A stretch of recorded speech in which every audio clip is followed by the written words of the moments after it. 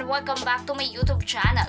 Laman ngayon ng social media ang tila panliligaw di umano ng aktor na si Daniel Padilla kay Kyla Estrada matapos magsama ang dalawa sa serye nila kamakailan. Makikita nga kung gaano naging click ang vibes nilang dalawa sa social media, nakuha ang kilig ng mga netizen. May isang revelasyon naman si OJ Diaz patungkol sa tunay na relasyon ng dalawa. Let's watch this.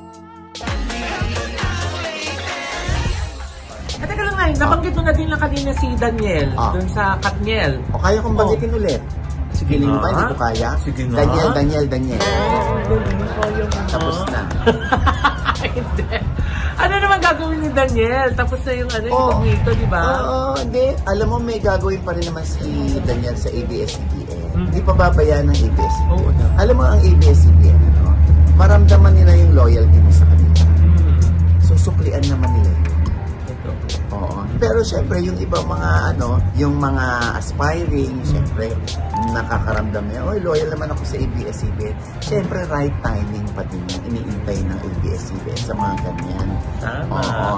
Since nag-shuffle-shuffle na ng mga partner-partner, hindi kaya mapapartner natin si Daniel kay Kyla Estrada, Bakit mo naman naitanong yan? Kasi di ba dati pa sila siniship? Hanggang ngayon nga, yung ibang mga fans ng Incognito, siniship pa rin sila na may chemistry daw kasi si Daniel saka si Kyla.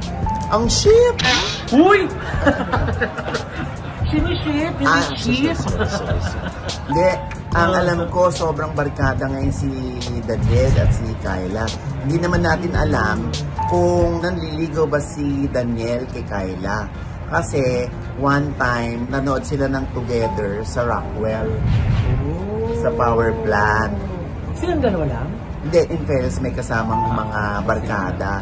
Tapos, yung isa sa mga nakasabay nila ng nanonood doon, sabi sa akin, medyo maingay daw, magbungis-ngis daw sila Daniel, yung mga barkada habang nanonood. So, masaya sila. Tama. Diba? Ngayon, sino naman tayo para kumontra kung nagkakagustuhan si Kyla at si Daniel, diba?